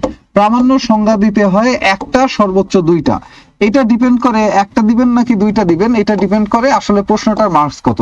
যদি 10 মার্কসের প্রশ্ন হয় এবং সংজ্ঞার জন্য 1 মার্ক অথবা 2 মার্ক সিলেক্ট করা থাকে, 1 মার্ক সিলেক্ট করা থাকলে একটাই প্রামাণ্য সংজ্ঞা দিবেন, 2 নাম্বার থাকলে 2টা প্রামাণ্য সংজ্ঞা দিবেন। ইউজুয়ালি সংজ্ঞা অংশটার জন্য 2 নাম্বার এইখানে দেয়া থাকে। গেল 2 নাম্বার। তারপরে একটা লাইন লিখবেন, মন্তব্যসূচক একটা লাইন, কারণ প্রথম অংশটাই একটা প্রশ্নের ইমেজ তৈরি করে যে এই প্রশ্নটার উত্তর কেমন আপনি লিখছেন। এরপরে যেটা আছে 5 পৃষ্ঠা যদি আপনি 15 মার্কসের জন্য লিখতে যান, তাহলে 5 দুগুণে 10 পৃষ্ঠা লিখতে পারবেন আপনি, 15 30 মার্ক। এটার জন্য আপনাকে লিখতে হবে 10 পৃষ্ঠা। এই গেল 10 পৃষ্ঠা। দেখবেন যে 10 পৃষ্ঠা লিখতে ইউজুয়ালি আমাদের প্রথম 1 ঘন্টা এইখানেই শেষ হয়ে যায়, 1 ঘন্টা। দ্বিতীয় 1 ঘন্টায় তাহলে আপনি কত মার্কস লিখতে হয়? দ্বিতীয় ঘন্টা এবং তৃতীয় ঘন্টায় আপনার জন্য বাকি থাকলো এখনো 70 মার্ক। তাহলে প্রত্যেক ঘন্টায় আসে 35 35 70। দেখা যায় প্রথম ঘন্টায় 30 লিখলে পরের ঘন্টায় যদি আপনি 30 মার্কের উত্তর করেন, তাহলে শেষ ঘন্টা আপনার জন্য থেকে যায় 40 মার্কের উত্তর। এবং এই সময় খেলাটা হয়, এবং অনেকের দেখা যায় প্রথম ঘন্টায় 30-এরও কম উত্তর করে থাকি আমরা। আর এই কারণে কি সমস্যাটা দেখা দেয়, যে আপনার এই উত্তরটা কম লেখার কারণে শেষ ঘন্টায় আপনার উপর একটা চাপ পড়ে যায়। তখন কি আপনার কি কি জিনিস খারাপ হওয়া শুরু করে? 1 নম্বরে হাতের লেখা খারাপ হওয়া শুরু করে, যে আপনার খাতার প্রথম অংশ তো আপনি দেখে পড়তে পারবেন, যে আপনারা যারা জুমে আছেন ওনারা ফেসবুকে জয়েন করতে পারেন। ওইখানে যদি সমস্যা হয় আপনাদের কথা শুনতে বা অন্য কোনো সমস্যা হয়, তাহলে আপনারা সবাই ফেসবুকে আসেন, এবং পরবর্তী ক্লাসগুলো যখন আপনারা আপনাদের প্রত্যেক ব্যাচ আলাদা করে থাকবেন, তখন আপনারা জুমের মধ্যে ক্লাস করে নেবেন। আপনারা যারা জুমে আছেন, এইখানে শব্দের সমস্যা হলে এই দেখেন আমি কতগুলো বয়া লাগাইছি, এই কারণে একটু ঝামেলা হতে পারে। সো আপনারা প্রত্যেকে সবাই জুম থেকে যদি ইসে আসেন ফেসবুকে, ওইখানে আরো ক্লিয়ারলি শুনতে পারবেন। বিদ্যাবাড়ির যে আমাদের মাদার পেজ যেটা আছে ফেসবুক পেজ, ওই পেজে সবাই জয়েন করেন, ওইখানে সাউন্ড ওকে আছে, সবকিছু ক্লিয়ার আছে। এখন দেখেন এইখানে আরো কিছু কথাবার্তা আমি বলবো। লিখিত পরীক্ষায় যা যা লাগে, যেহেতু এটা একটা কমন ক্লাস, এইখানে অর্থনীতির লোক আছেন, ইংরেজির লোক আছেন, এইখানে ব্যবসায় শিক্ষার লোক আছেন, এইখানে সমাজবিজ্ঞানের লোক আছেন, ইতিহাসের লোক আছেন, প্রাণীবিদ্যার লোক আছেন, রসায়নের লোক আছেন, পদার্থবিজ্ঞানের লোক আছেন, সব সাবজেক্টের লোক আছেন। এমনকি এখানে চারুকলার লোক আছেন, শারীরিক শিক্ষার লোক আছেন। তো প্রত্যেকের জন্য যে জিনিসটা ইন জেনারেল জানা দরকার, সেই বিষয়গুলো নিয়ে এই ওরিয়েন্টেশন ক্লাসে আমি আলোচনা করব। দেখেন, আর বাকি বিষয়গুলো তো অবশ্যই ক্লাসে আপনারা করেছেন এবং আপনাদের জানা আছে, আমরা ক্লাসে ওইগুলো নিয়ে ডেসক্রিপটিভ আলোচনা করব। হাতের লেখা কখন খারাপ হয়? যখন শেষ ঘন্টায় আপনার উপর 40 বা 50 মার্কের চাপ পড়ে। এই চাপটার কারণে হাতের লেখা খারাপ হলে তখন কি হয়? খাতা দেখেন কারা? খাতা দেখেন মাঝবয়সী লোকজন, ওনার এই খাতাটা দেখতে তখন বিরক্ত লাগে, কারণ ওই লেখাটা উনি পড়তে পারতেছেন না। আমি যদি আরো বিস্তারিত বলি, সেটা হলো এইখানে এই 5টা পয়েন্টের বাইরে আর একটা জিনিস অ্যাড হবে, এইটা সবচেয়ে ভাইটাল পয়েন্ট। সেটা হলো আপনার খাতায় চিত্রভিত্তিক কিছু উপস্থাপনা থাকতে হবে। চিত্রভিত্তিক উপস্থাপনা। চিত্রভিত্তিক উপস্থাপনা কেমন? এটা গ্রাফ হতে পারে, এটা চার্ট হতে পারে, টেবিল হতে পারে, গ্রাফ হতে পারে, চার্ট হতে পারে, অথবা একটা টেবিল হতে পারে। এই জিনিসগুলো কেন গুরুত্বপূর্ণ সেটাও আমি আপনাকে বলে দিচ্ছি। দেখেন, একজন শিক্ষক তার কাছে খাতা দেওয়া হয় ধরেন 200 খাতা দেওয়া হলে আমরা যদি এই যে আমরা উত্তরের একটা স্ট্যান্ডার্ড সাজাইছি, এই হিসাবে আমরা দেখব 15 মার্কের যদি 5টা প্রশ্ন লিখতে হয়, 5টা প্রশ্নে 5×5 = 25 পৃষ্ঠা লিখতে হয়। আর 5 মার্কের যে প্রশ্ন, এক একটা প্রশ্ন যদি 1 পৃষ্ঠা করে লিখতে হয় তাহলে আরো 5 পৃষ্ঠা লিখতে হয়। অন এন এভারেজ একজনের খাতা হয় 30 পৃষ্ঠার খাতা। এখন 30 পৃষ্ঠার খাতা হলে মোট 200 খাতায় পৃষ্ঠা থাকে 200 × 30, 3 দুগুণে 6 আর 3টা শূন্য। ধরেন আমার এখানে বড় কোনো বই আছে কিনা, আমার হাতের কাছে একটা বড় বই আছে, সেটা হলো ক্লাসরুম ইংলিশ। তো এই ক্লাসরুম ইংলিশ বইটা, এইখানে পৃষ্ঠা সংখ্যা হলো এইখানে পৃষ্ঠা সংখ্যা কত? 776 পৃষ্ঠা, 700 পৃষ্ঠা। এটা হলো 700 পৃষ্ঠা। আর এইখানে আমরা কত পৃষ্ঠা দেখছি? 6000 পৃষ্ঠা। তো একজন শিক্ষককে যখন 6000 পৃষ্ঠার একটা খাতা দেখতে দেওয়া হয়, 6000 পৃষ্ঠা খাতা উনি যখন পড়বেন, উনি কিন্তু আসলে ওনার হাতে এই সুযোগটা নাই যে এক পৃষ্ঠা ধরে লাইন বাই লাইন পড়বেন, অথবা প্রত্যেকটা খাতা একেবারে A to Z শুরু থেকে শেষ পর্যন্ত পড়বেন। এটা হলো 700 পৃষ্ঠার বই, এটা 10 গুণ বড়, এত বড় একটা বই হবে। ওকে, এত বড় একটা বই, সেটা যদি কাউকে পড়তে দেয় মাথা খারাপ হবে কিনা? কারণ হলো এই বই তো স্পষ্ট লেখা, এই বইয়ের লেখা তো পড়া যায়, কোনো জায়গায় পড়তে সমস্যা না। আর আপনার খাতা অনেক সময় দেখা যাবে কিছু কিছু অংশ আপনাকে দিলে আপনিও দ্বিতীয়বার আর পড়তে পারবেন না। ওই কারণে অনেক স্টুডেন্টের কিন্তু নাম্বার কম হয়ে যায়। আবার অনেকে দেখা যায়, এই যে মানুষের যদি মাথা হয় এত বড় এবং তার দেহটা হয় এত বড় এবং হাত পাও দুইটা হয় এতটুকু, তখন মানুষকে যেমন লাগবে আপনার খাতাও ওরকমই লাগে। প্রথমে 1-2 ঘন্টা এমন লেখা লিখেন এক একটা প্রশ্ন এত বড় বড় করে, যে শেষ ঘন্টায় এসে যখন 60 মার্কের উত্তর দেয়া বাকি, তখন শুরু হয় খেলা। তখন ভূতের মতো খালি দৌড়াচ্ছেন এবং খাতার লেখার কোনো স্ট্যান্ডার্ড আর থাকে না। তখন দেখা যায় যে ওই প্রথম দিকে প্রশ্নগুলো মাথার মতো এত বড়, আর শেষের দিকে প্রশ্নগুলো দেহের মতো এতটুকু হয়ে যায়। তখন দেখা যায় যে আপনি যেটা সবচেয়ে ভালো লিখছেন ওইটা কত পাবেন? 15-র মধ্যে আপনি ওইটা 13ই পেলেন, 14ই পেলেন। এরপরে আরেকটা 15 মার্কের প্রশ্ন, ওইটাও খুব ভালো করে লিখছেন, ওইটায় 13 বা 14 পেলেন। এরপরেই নিচের দিকে নামলে যখন আপনি সময়ের ক্রাইসিসে ভুগবেন, তখন যে 15 মার্কের প্রশ্নের উত্তরগুলো করছেন, এইগুলোতে আপনি লিখছেন 1 পৃষ্ঠা, 1.5 পৃষ্ঠা, 2 পৃষ্ঠা। তখন কি হয়? তখন এগুলোতে নাম্বার পাবেন 6, কোনোটায় 7, কোনোটায় 5ও পাবেন। এরপর কি হয়? আপনার এইখানে 13 13 26, আর এইখানে 5 7 12 আর 6 18, 26 এবং 18 এটা যদি যোগ করি হয় কত? 20 8 10 30, 8 8 6 14, 44 নাম্বার মাত্র। আর অন্যদিকে যদি কোনো প্রার্থী টাইম ম্যানেজমেন্টটা শুরু থেকে ঠিক রাখে, 15 মার্কসের যে প্রশ্নগুলো, প্রত্যেকটা প্রশ্নে 15 মার্কসের যে প্রশ্নগুলো, প্রত্যেকটা প্রশ্নে সে যদি সমান হারে নাম্বার পায়, তাহলে দেখবেন যে প্রত্যেকটা প্রশ্নে অন এন এভারেজ সে যদি 12 করেও রাখতে পারে, 11 করেও রাখতে পারে, তাহলে 5টা প্রশ্নে 5 11 55 ইজিলি সে পেয়ে যাবে। 5টা প্রশ্নে 5 11 55। আর শর্ট কোশ্চেন যদি 3 করেও পায়, 3 5 15। শর্ট কোশ্চেন যদি 3 করেও পায়, এইদিকে আছে 55 এবং 3 5 15, তার মোট নাম্বারটা দাঁড়ায় 55 আর 15 70 নাম্বার। এখন দেখেন কোনটা আপনি করবেন, কোনটা আপনার জন্য দরকার। অর্থাৎ আপনার খাতাটা যাতে ওয়েল ম্যানেজমেন্ট হয়, আপনার খাতা শুরু থেকে শেষ পর্যন্ত সবকিছু দেখে যাতে মনে হয় যে আপনি এই খাতাটা লেখার জন্য অনেক আগে থেকেই প্রি প্ল্যান ছিলেন, এবং এই খাতাটার প্রস্তুতির জন্য আপনি অনেক লম্বা সময় ধরে একটা মেন্টাল প্রিপারেশন ছিল, ফিজিক্যাল প্রিপারেশন ছিল, অনেকবার আপনি খাতায় কাগজে কলমে পরীক্ষা দিয়ে অভ্যস্ত। আপনার খাতাটা দেখে তখন কিন্তু স্যার নাম্বার দিবে। ওই যে বললাম যে একজন স্যার যখন এই 6000 পৃষ্ঠার খাতা নিয়ে যাবে, 6000 পৃষ্ঠা তো উনি লাইন বাই লাইন পড়বে না। উনি যেটা করবে, উনি আপনার এই খাতাটার খুবই সামান্য একটা অংশ পড়ে, পৃষ্ঠাটা উল্টে 2টা সংজ্ঞা দেখতে পারে, সংজ্ঞার পাশে চিত্রভিত্তিক কোনো প্রেজেন্টেশন থাকলে সেটা দেখতে পারে, 2-1টা টেবিল আকারে যদি আপনি তথ্য দিয়ে রাখেন সেটা দেখতে পারে, অথবা গ্রাফ আকারে কোনো তথ্য দিয়ে থাকেন এই তথ্যটা দেখতে পারে। বাট আপনার খাতা কখনোই ভাববেন না যে একজন টিচার আপনার খাতা লাইন বাই লাইন বাসায় বসে পড়বে, কারণ যাকে খাতা দেয়া হচ্ছে উনি সপ্তাহে 5 দিন চাকরি করেন, ছুটি পান হলো 2 দিন। এই 2 দিন আপনার খাতা নিয়ে উনি বসেন এবং ওনাকে একটা টাইমলাইন বেঁধে দেওয়া হয় যে আগামী 1 মাসের মধ্যে বা 2 মাসের মধ্যে 6000 পৃষ্ঠা পড়ে মার্কিং করে আপনি আমার কাছে নিয়ে আসবেন।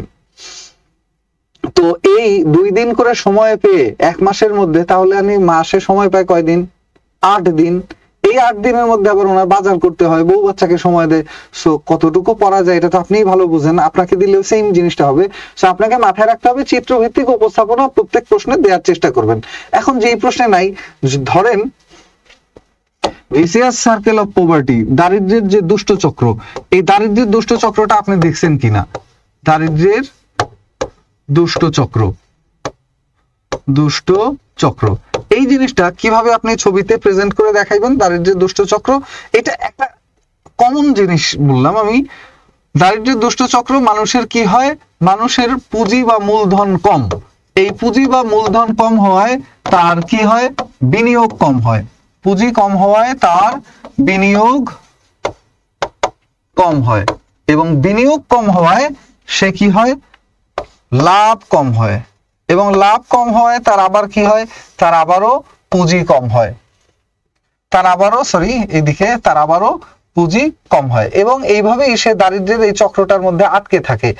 এই যে বিষয়গুলো ঘটছে, এই বিষয়টা আপনি একপাশে প্রেজেন্টেশন আকারে লিখে রেখে এই পাশ থেকে আপনি লাইন বাই লাইন এই প্রশ্নটার বিস্তারিত আলোচনা করলেন।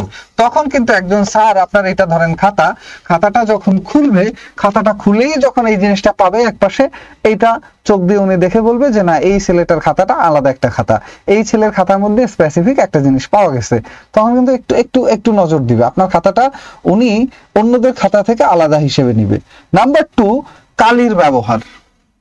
নাম্বার 2, এইখানে নাম্বার তুলতে গেলে আরেকটা জিনিস যেটা ভাইটাল, সেটা হলো কালির ব্যবহার। কালির ব্যবহারটা কি? অর্থাৎ আপনার খাতায় কয়টা কালি ব্যবহার করবেন, এইটা অনেকেই প্রশ্ন করে থাকেন। কালির ব্যবহারের সম্পর্কে যদি আমি বলি, 2টা কালি আপনারা ব্যবহার করতে পারবেন পরীক্ষার হলে।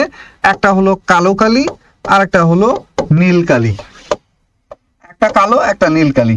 এখন কালো কালিটা কি? সাধারণ লেখার জন্য ব্যবহার করবেন। নীল কালিটা কিসের জন্য ব্যবহার করবেন? নীল কালিটা ব্যবহার করবেন সংজ্ঞা লেখার সময়, প্রামাণ্য সংজ্ঞাগুলো, মনীষীদের সংজ্ঞা। এবং নীল কালিটা আরেকটা জায়গায় ব্যবহার করবেন, সেটা হলো নীল কালির ব্যবহার করবেন আপনারা পয়েন্টগুলো লেখার সময়। পয়েন্টগুলোর নাম, যেগুলো পয়েন্ট আছে সেই পয়েন্টের নাম লিখতে নীল কালি ব্যবহার করতে পারেন।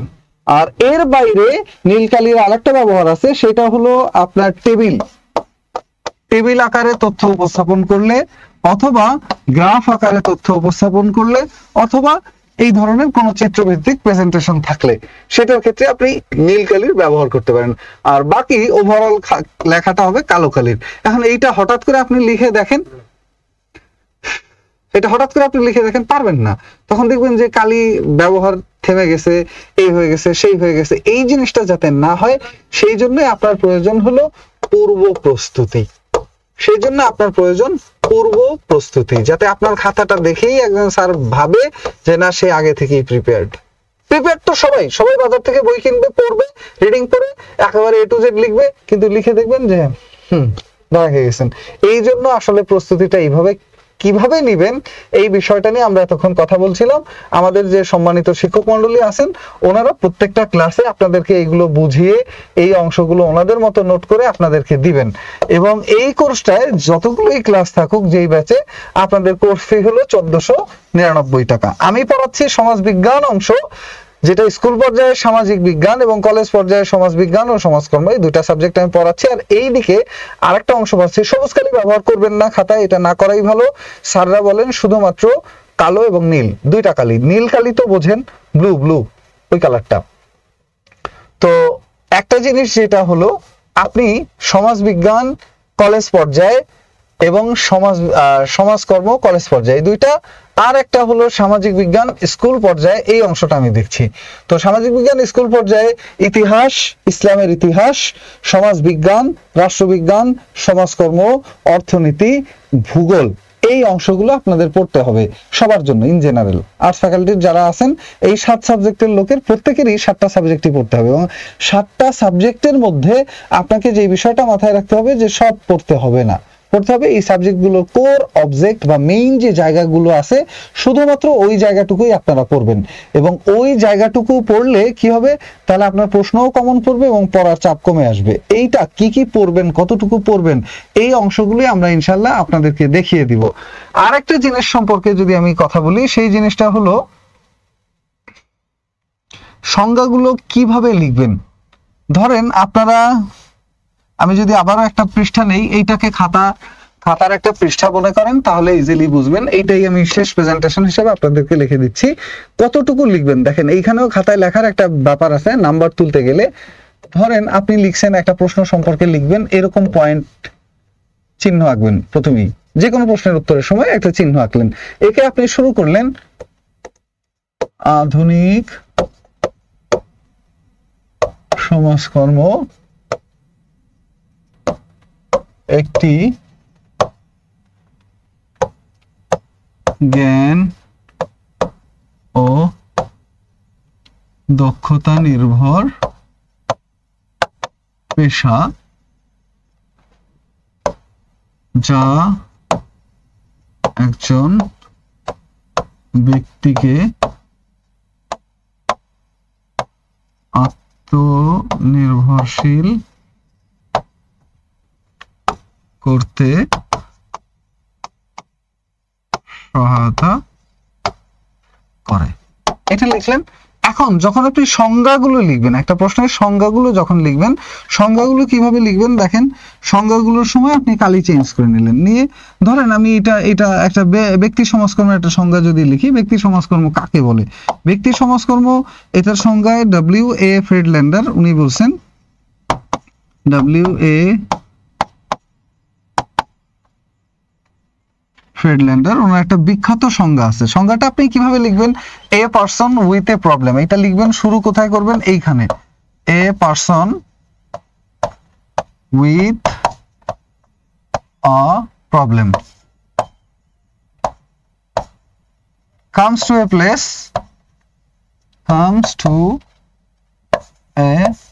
place where a professional representative, এই যে দেখেন সংজ্ঞাটা আমি কোথায় নিয়ে আসছি, আগের লাইনগুলো কতটুকু ছিল দেখেন, পেশা এই মাথা থেকে ওই মাথায়, কিন্তু যখন সংজ্ঞা লিখবেন তখন চাপ দিয়ে নিয়ে আসবেন মাঝখানে। সংজ্ঞাটা মাঝখানে নিয়ে আসলে কি হবে, এই প্রেজেন্টেশনটা আলাদা লাগবে এবং এইখানে মার্কসটা আপনাকে আলাদা করে দিতে পারবে, একজন স্যার বুঝবেন যে আসলে কি করবে। আরেকটা বিষয়, এই যে W.A. ফ্রেডল্যান্ডার আমরা লিখছি, এই জায়গাটা আপনি দাগ দিয়ে রাখবেন। এবং এই যে খাতাটা দেখালাম, এই খাতাটা কিন্তু ফুল ভিউ না, খাতার পৃষ্ঠাটা থাকবে এত দূর পর্যন্ত। আপনি এই অংশটা আগেই মার্জিন করে নিয়েছেন, মার্জিন করে নেওয়া অংশের মধ্যে আবার নতুন করে একটা অংশকে আপনি ভাগ করে নিচ্ছেন সংজ্ঞা লেখার জন্য। এবং যখন পয়েন্টগুলো লিখবেন তখন পয়েন্টগুলো নীলকালিতে লিখে টান দিবেন। এটার জন্য কিন্তু অনেক সময় এবং অনেক প্র্যাকটিসের প্রয়োজন হয়। এই ক্ষেত্রে আপনারা যেটা করতে পারেন, একটা কালো একটা নীল কলম দুইটা একসাথে বেঁধে ক্লাস করতে পারেন, মানে ক্লাস করার সময়, নোট করার সময়, বাসায় পড়ার সময় এইভাবে আপনি ব্যবহার করতে পারেন। A person with a problem comes to a place where a professional representative helps him by a given process. এটা হলো ব্যক্তি সমাজকর্মের একটা সংজ্ঞা। এরকম সংজ্ঞাগুলো আপনি মাঝখানে লিখবেন, পয়েন্টগুলো ওইভাবে লিখবেন। আরেকটা কথা বলি, যেই প্রশ্নে মার্কস আছে ধরেন 15, আপনি স্যারের কাজটা সহজ করে দিবেন। 15 মার্কস আছে, তো আপনি এটার জন্য 15টা পয়েন্ট লিখতে পারেন, তাহলে স্যার বুঝলো যে 15তে 15 আপনি পেতে পারেন।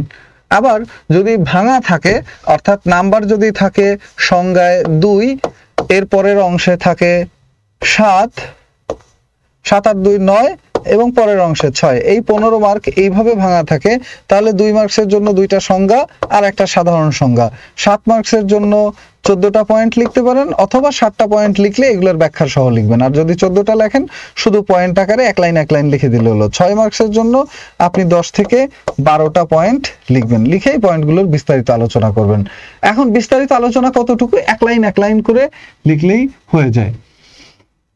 খাতা ভাঁজ করে নিলেও হবে, তবে মার্জিনটা সবচেয়ে ভালো দেখা যায়। এবং প্রথম যে খাতাটা, ওই খাতাটা মার্জিন দিবেন, এবং দ্বিতীয় অংশটা যখন এডিশনাল পেপার নেবেন, যেটাকে আমরা লুজ শিট বলি প্রাইমারি স্কুলের ভাষায়, ওইটা আপনি শুধু ভাঁজ করবেন, এক পাশ ভাঁজ করে নিয়ে, তাহলে আপনার পড়াটা সুন্দর হবে। তো এইরকম অনেক বিষয় আছে যেগুলোর জন্য আপনারা আসলে পাস করতে পারেন না। অনেকেই বলেন যে অনেকবার পরীক্ষা দিছি স্যার, হয় না, পাস করি না, ফেল করি। তো এই বিষয়গুলোর কারণেই কিন্তু আপনারা আটকে থাকেন।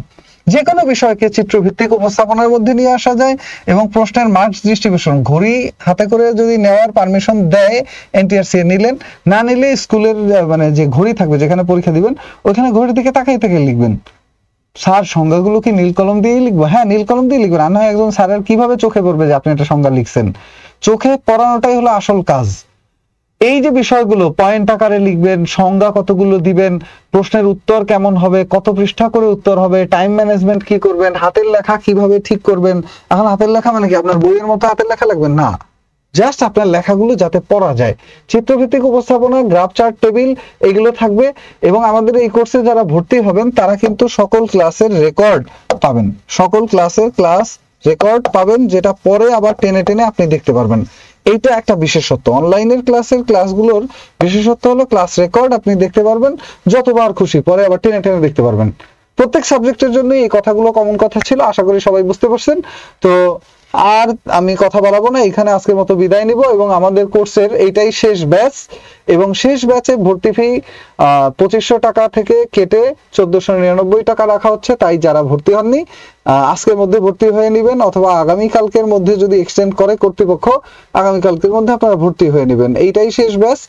আর ভর্তি হওয়ার সংক্রান্ত যে কোনো তথ্য জানতে বা নিবন্ধন, বিসিএস, ব্যাংক, প্রাইমারি 11 থেকে 20 গ্রেড যে কোনো চাকরির সম্পর্কে যে কোনো তথ্য জানতে এই নাম্বারগুলোতে যোগাযোগ করলে আপনি বিস্তারিত জানতে পারবেন। আজকের মতো আমি এখানেই বিদায় নেব। কেমন ছিল আজকের ক্লাস অবশ্যই কমেন্টে লিখে জানাবেন, উপকৃত হলেন কি হলেন না। দেখা হবে আবারও, ভালো থাকবেন সবাই, সেই পর্যন্ত অনেক অনেক শুভকামনা। আল্লাহ হাফেজ।